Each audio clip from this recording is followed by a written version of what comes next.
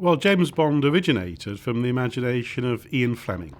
And I think we should always go back to the point of origin, to the creation. And Fleming was a journalist. He'd worked also in naval intelligence during the Second World War.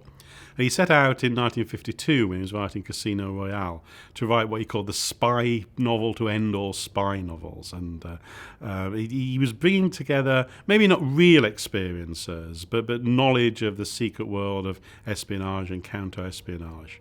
And he put that into Casino Royale, his first book.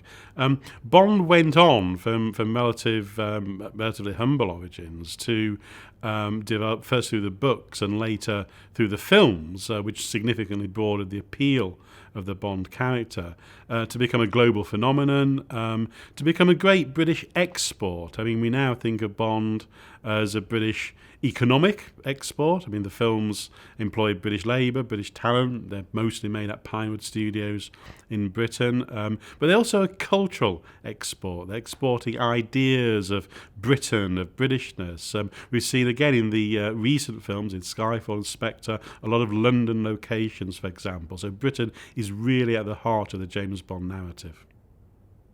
I think when we look at the evolution of the Bond character, it's important to bear in mind that the early novels were not bestsellers, and they were produced in quite limited print runs and just in hardback.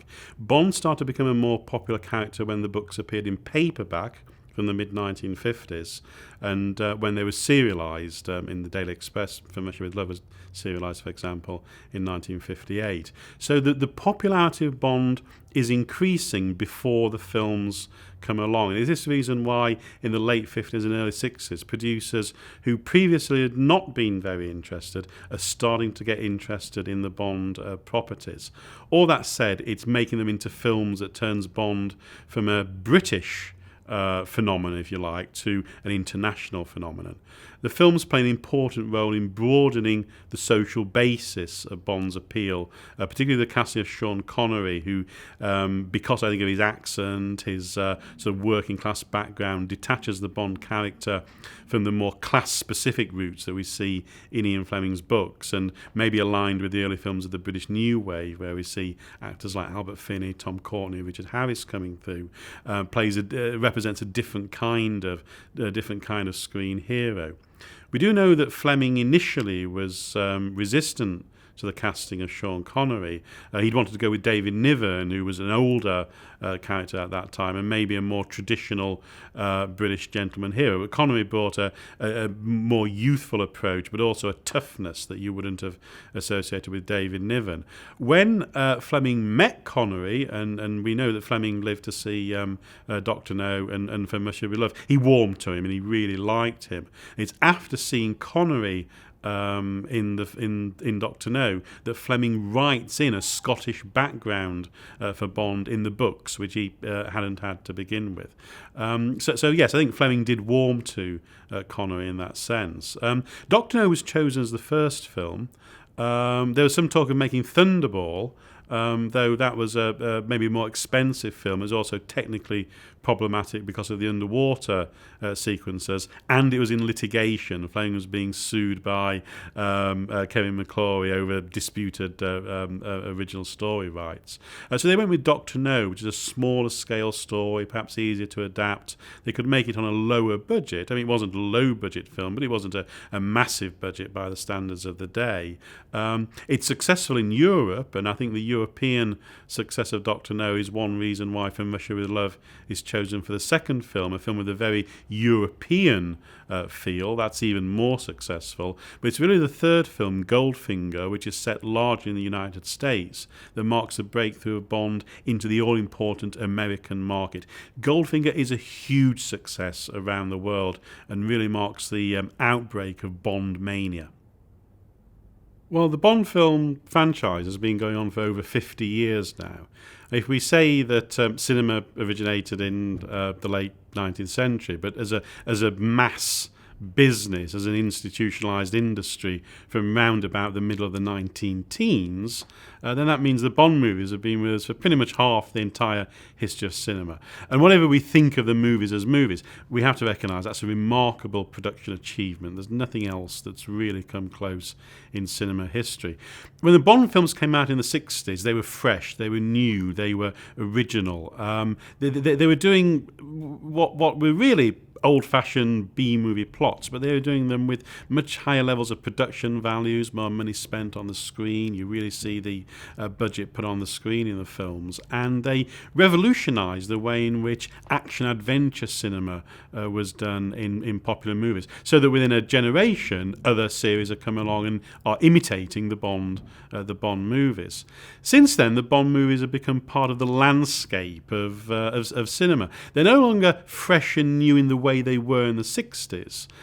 We have certain expectations of a Bond movie, but each movie has to give us a new variation on those expectations. So we're looking for the stunts, the spectacle, the exotic locations, the beautiful women, the cars, and so on. We want all those to be in the films, but it's how they offer us a different variation on a car chase, a new location that they haven't used before.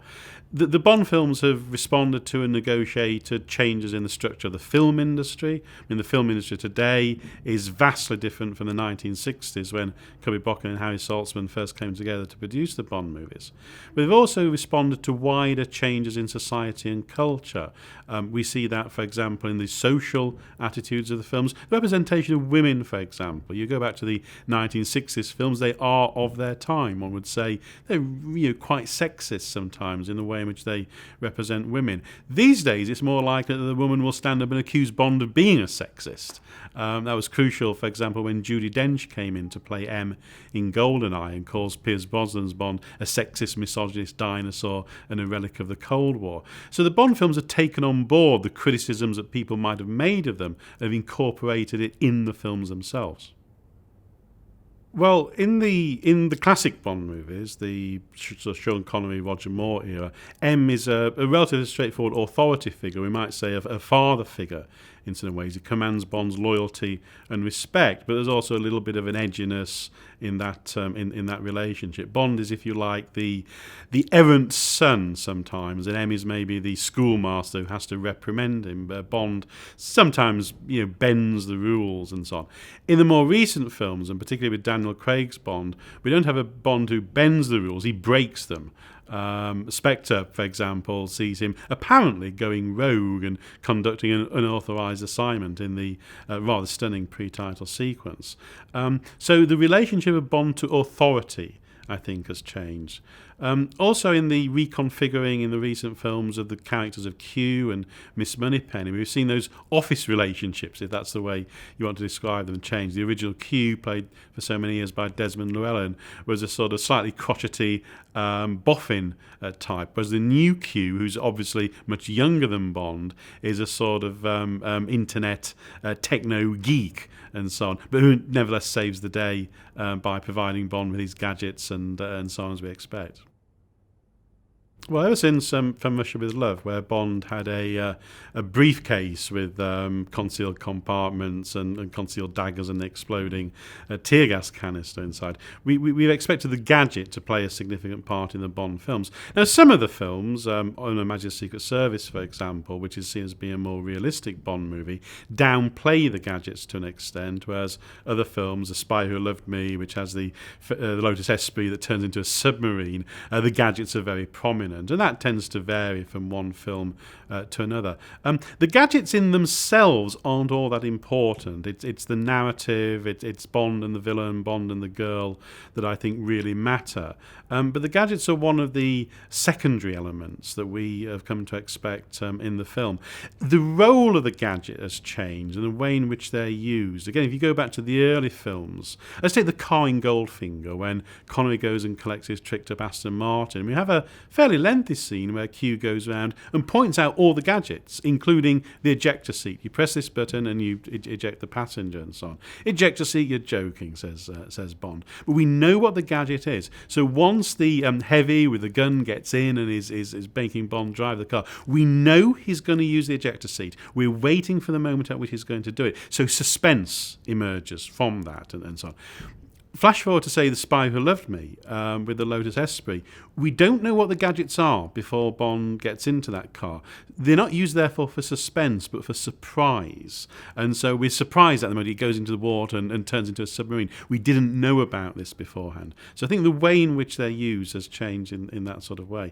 Sometimes the gadgets in a Bond movie are a little bit of a cheat. In Live and Let Die, Bond has a watch with a magnet in it, and a super powerful magnet, and we're told about that at the beginning, but we're not told it's also a circular saw until the moment where he uses it to cut through some ropes at the end of the film to escape from Mr. Big's shark tank. So that's a little bit of a cheat when we're not told about it beforehand. Well, the release of every new James Bond film immediately brings about speculation about the next film. And the first question always is, well, is the current James Bond going to continue, or is there going to be a new one? So have we seen the last of Daniel Craig? Is there going to be a new James Bond with Bond 25? Well, we don't know yet. We'll wait and see. Bond is usually cast as an actor in their sort of late 30s up to about 40, with a view that they might therefore be able to continue in the role for about 10 years to bring some sort of continuity to it. So I think the first thing you have to do is look at the age of the actor. A lot of speculation at the moment as to whether you could have a black or Asian or Hispanic James Bond. Some people have said against that.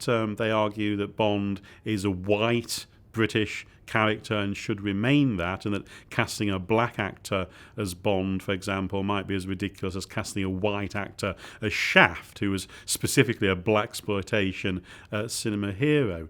But if we go back to Ian Fleming's books, Bond is described as being not typically British, as being having a certain alien or other quality about him. So that, to my mind, that doesn't rule out a black or Asian or an ethnic group actor playing the part. They've got to be able to play him as a gentleman hero. They've got to have the requisite toughness. They've got to have the charm. They've got to be able to do the stunts and move well on the screen. I think all those factors are probably more important than the question of Bond's ethnicity. If you ask me, I don't think we will have a black or Asian actor, but I personally I don't see why we couldn't. The other question that's sometimes asked is, why don't we have a female James Bond, a Jane Bond, for example? I don't think we ever will have that. There was a lot of talk around the time of Die Another Day of a spin-off movie starring Halle Berry as Jinx, the character from that film, although it never materialised. I think once you have a woman action hero, even if she's a tough, strong, independent character and so on, you change the dynamic, you change the gender dynamic, the role that men can play, and crucially the way in which the audience identifies with the character. Men don't go to the cinema fancying James Bond. We go there identifying with wanting to be James Bond. It's no doubt different for women viewers. But if you look at the history of female-centred action-adventure franchises, the Tomb Raider films, for example, the Charlie's Angels films, they piece out pretty quickly. They only ever went to 2 movies each time round. And for some reason, I think female-centred action hero narratives don't work as well. Whenever I'm asked who's my favourite Bond, I have a stock answer.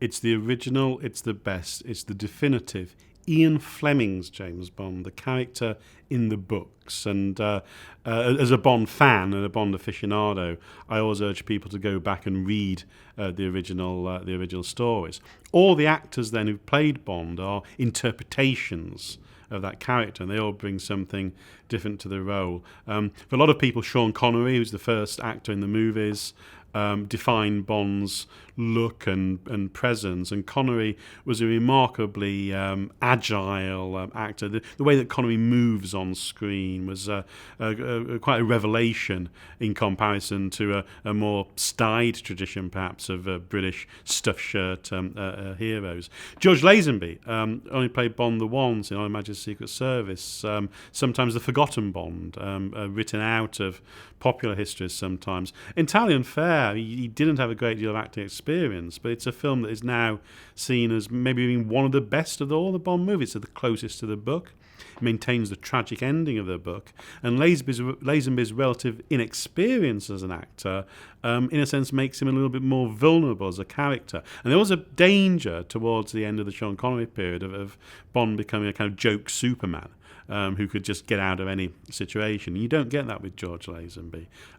Roger Moore was my Bond. The first Bond film I saw in the cinema was The Spy Who Loved Me. He took the films in a different direction, maybe a lighter direction. It's not to everybody's taste today, but I think it was perfectly appropriate for the times. In the 1970s, the Bond movies were becoming spoofy, they were becoming parodic, quite self-parodic, and Roger was an ideal Bond to play that, and a successful one at the box office. People who are a little bit sceptical about him in retrospect forget that the films are doing very, very well at the box office. Timothy Dalton, Dalton only made 2 films. I think that's a great shame that he never really had the opportunity to do more. Maybe the closest of all the actors to Ian Fleming's idea of the character, more edginess to Dalton's performance. I think he's a very, very fine and underrated James Bond. Pierce Brosnan deserves credit for bringing back Bond in the 1990s when there'd been a production hiatus of 6 years. There hadn't been a Bond movie for some years, and there was a lot of talk that the series was, and the character was finished, it was outmoded, and so on. Well, Pierce brought it back with a new vitality and a freshness. Some of the irony maybe of Roger Moore and that lightness, but also able to do the more serious moments in the sort of Timothy Dalton mode. So he kind of combined different styles of James Bond. Now we've had Daniel Craig, maybe the toughest Bond of all, a more authentic Bond. I don't mean close to Ian Fleming's character, I don't think he is, but one who we see bleed.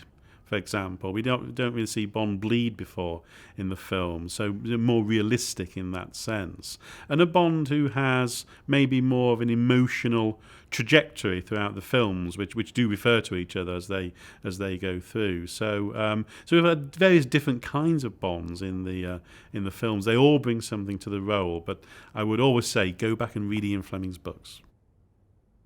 Well, there have been 24 Bond films now to date. All of them are variations on a similar formula, but the formula changes and it adapts.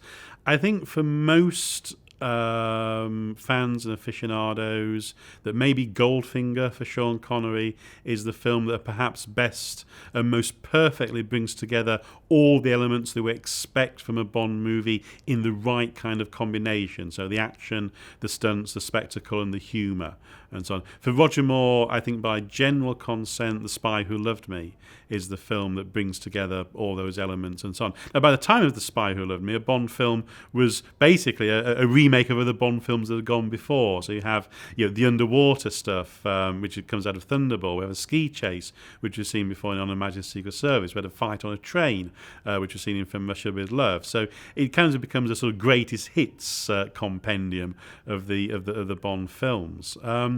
With some of the later Bonds, Timothy Dalton only did the 2 films and maybe never quite got to make his definitive Bond movie. I thought Pierce Brosnan in GoldenEye was the most consummately achieved of his films, although Brosnan, I felt, actually matured very well into the part, and although I think the films deteriorated, I thought he got better as the films went along. For Daniel Craig, for me it's Spectre. I think Spectre is a movie which has the elements of the classic Bond movies, but made in the new style, with a new harder edge that we'd seen in Casino Royale and Skyfall, for example.